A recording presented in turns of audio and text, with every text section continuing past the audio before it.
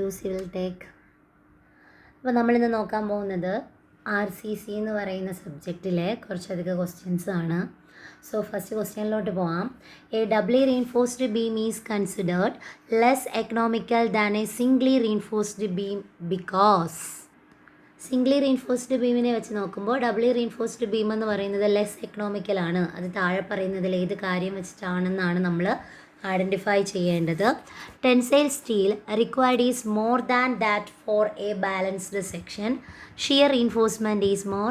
Concrete is not stressed to its full value. Compressive steel is under stressed.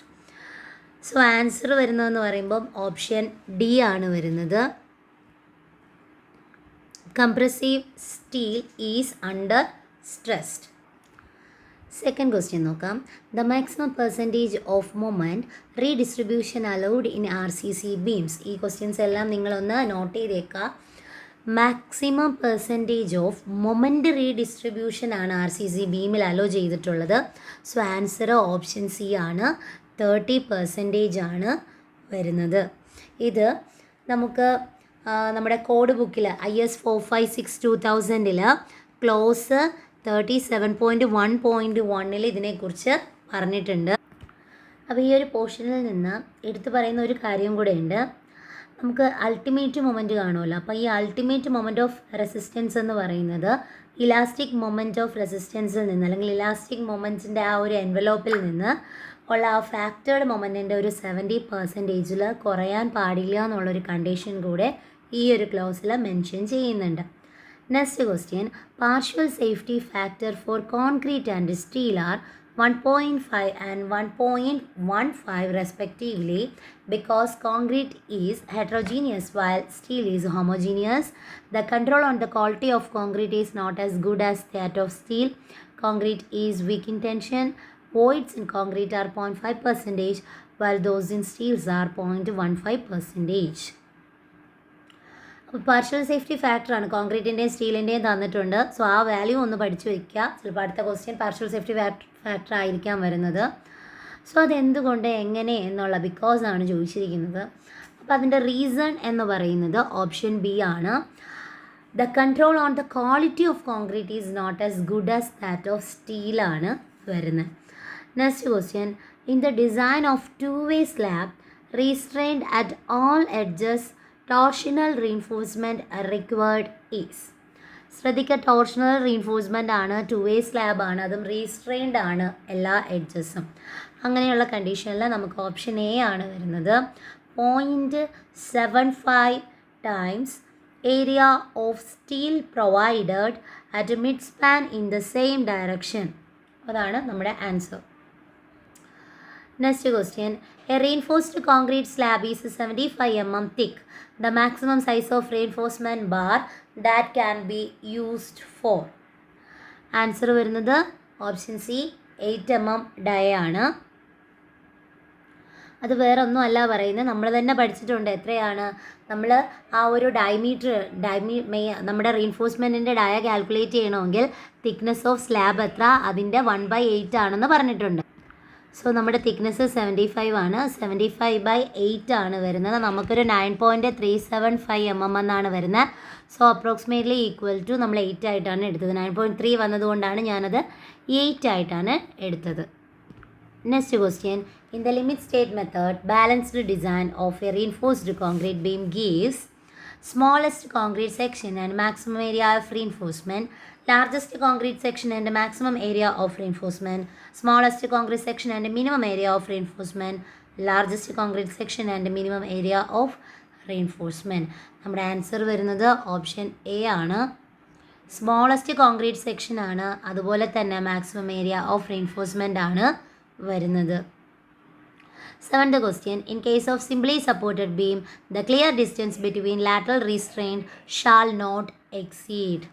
Option A ആണ് 60B or 250B²/D ആണ് exceed ചെയ്യാൻ പാടില്ലാത്തത്.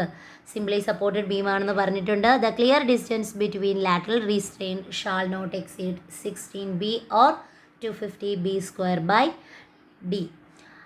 Eighth question.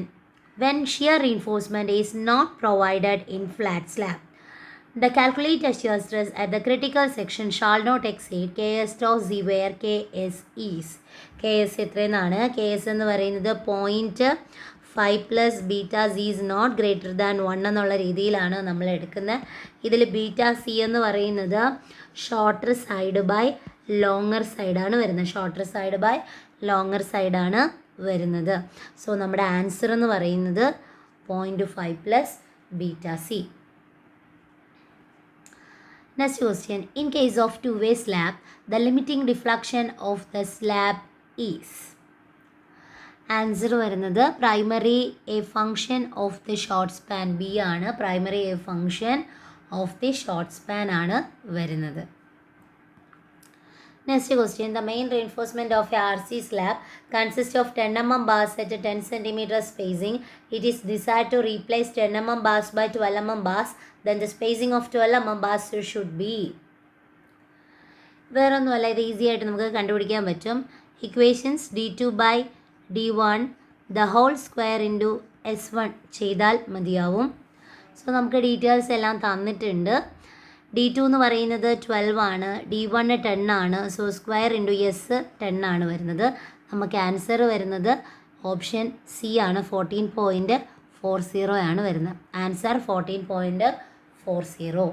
Then in a reinforced concrete T-beam, the position of neutral axis will. T-beam ആണ് പറഞ്ഞിരിക്കുന്നത്, അതുപോലെ തന്നെ അതിൻ്റെ പൊസിഷനാണ് ചോദിച്ചേക്കുന്നത്. സോ ആൻസർ വരുന്നത് depends on the thickness of flange ആണ് in the relation to total depth and percentage of reinforcement. 12th question. The maximum depth of neutral axis for a beam with D as the effective depth in limit state method of design FE 415 steel is. ഇത് കോഡിൽ അതുപോലെ തന്നെ കൊടുത്തേക്കുന്ന ഒരു പോർഷനാണ്. So ഇത് നമുക്ക് പഠിച്ചു വയ്ക്കാവുന്ന കാര്യമേ ഉള്ളൂ. നമ്മുടെ ആൻസർ വരുന്നത് ഓപ്ഷൻ ബി ആണ്. A reinforced concrete beam is subjected to the following bending moment. Dead load തന്നിട്ടുണ്ട്, ലൈവ് ലോഡ്, സീസ്മിക് ലോഡ് തന്നിട്ടുണ്ട്. And the limit state of collapse base ചെയ്തിട്ടാണ് നമുക്ക് കാൽക്കുലേറ്റ് ചെയ്യേണ്ടത്. സോ ഇതെങ്ങനെ ചെയ്യാൻ നോക്കാം.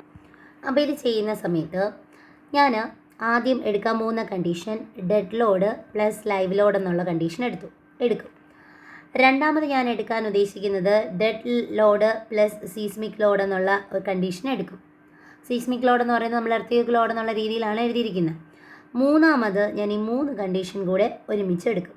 ഓക്കെ, ഈ 3 കണ്ടീഷനും എടുത്തിട്ട് ഇതിലേതാണോ മാക്സിമം വാല്യൂ ആ വാല്യൂ വേണം നമ്മൾ എന്തായിട്ട് എടുക്കാൻ, ആൻസറായിട്ട് എടുക്കേണ്ടത്.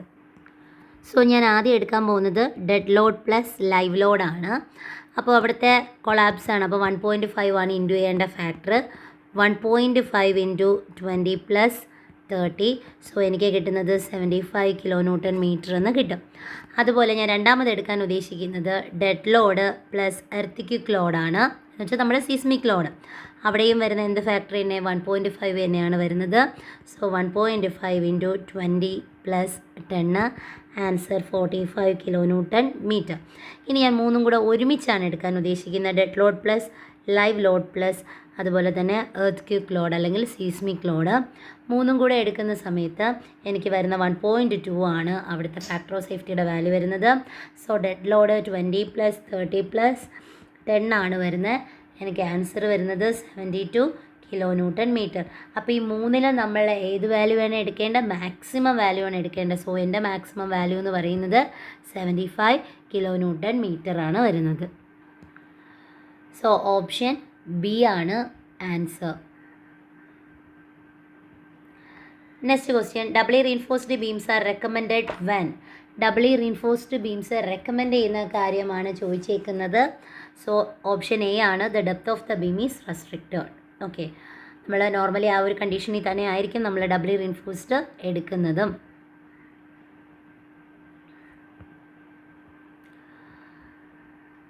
In case of a continuous RC beam, in order to obtain the maximum positive span moment, where should the live load be placed?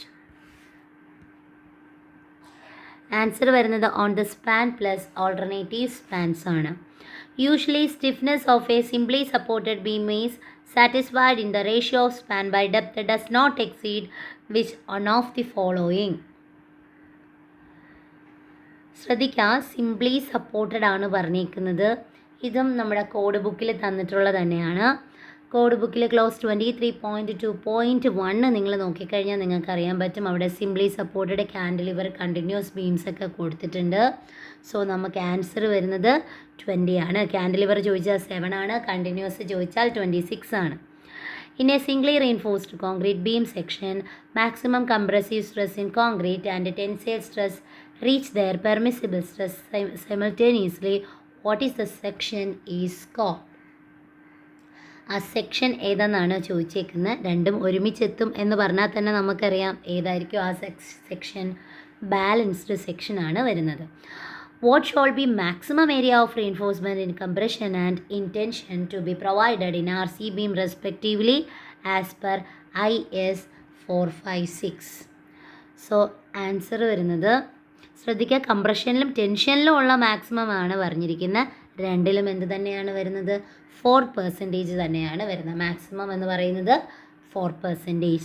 In limit state design method, the moment of resistance for a balanced section using M20 grade concrete and HYST steel of grade Fe415 is given by mu limit KBD square. What is the value of K?